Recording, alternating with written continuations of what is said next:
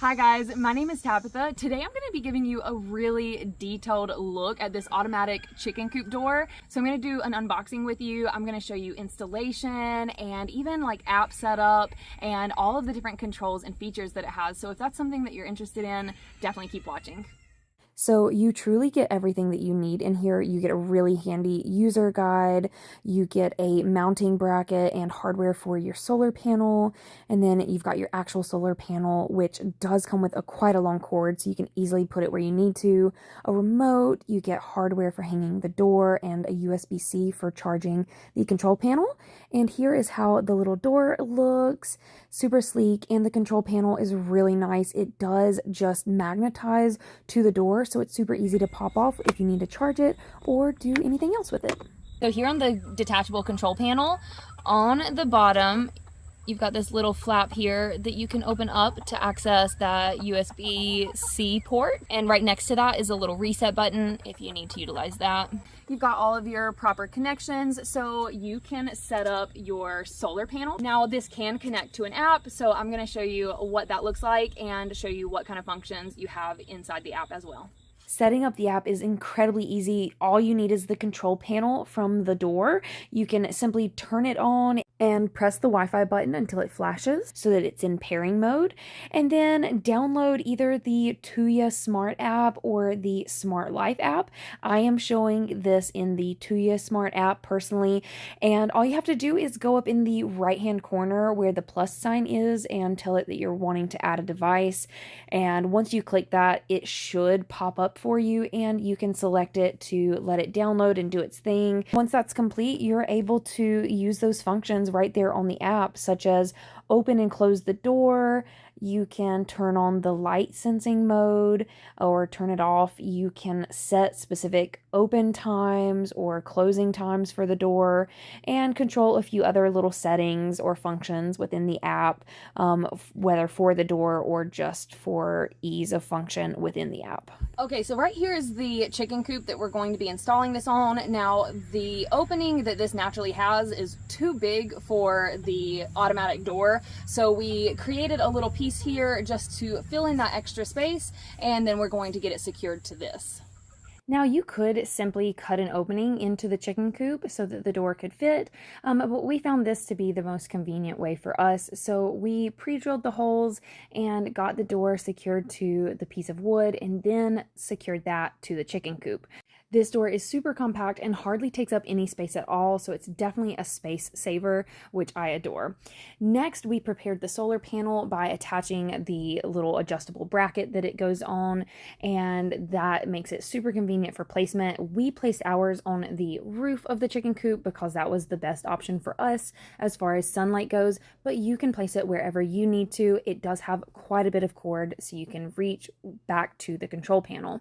So adjust it, make sure it's right for you, and then simply get it connected to the control panel and place the control panel on the door, and everything is ready to go. All right, so here it is after getting it installed and set up with the solar panel. Now, like I was saying before, you can charge this with the little USB-C cord. All you have to do is simply detach the control panel and go charge that and then attach it back. So on the control panel is a little indicator light letting you know if it's being charged with the solar panel or not, and you can see it's got a little green light.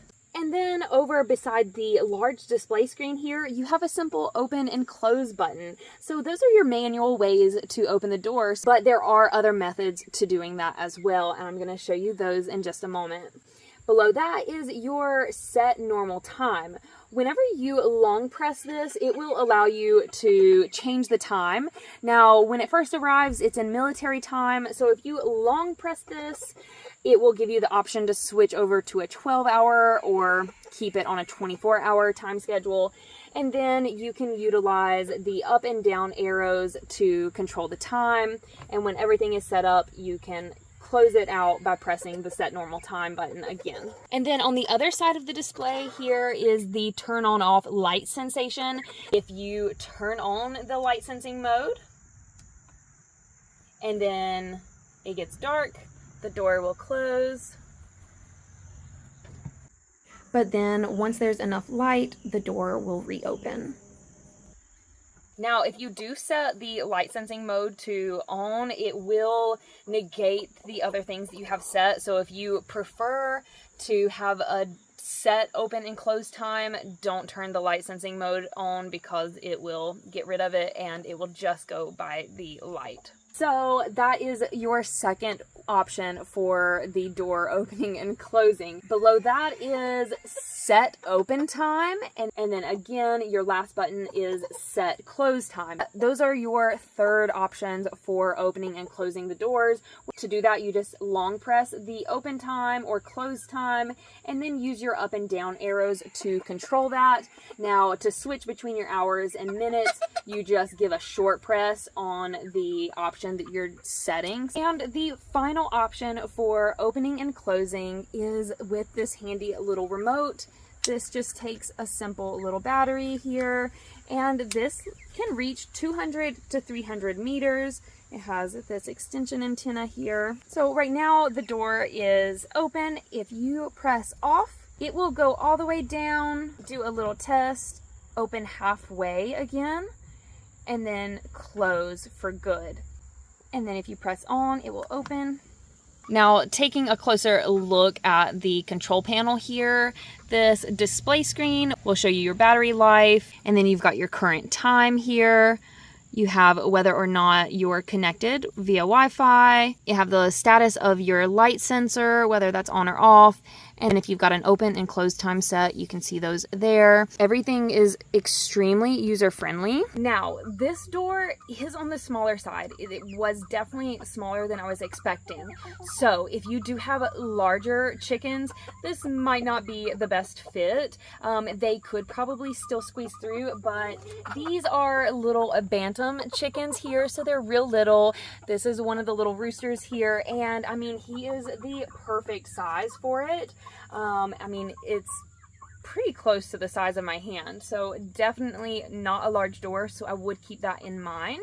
And this door does have an anti-pinch function. So if the door is closing and one of the chickens are in the doorway, it will stop. It will not continue to press down and risk hurting the chicken. So let me show you kind of what that looks like. I'm going to close the door here and put my hand in the way. It will push a good bit, but once it gets enough resistance, it will go back up. It will try again.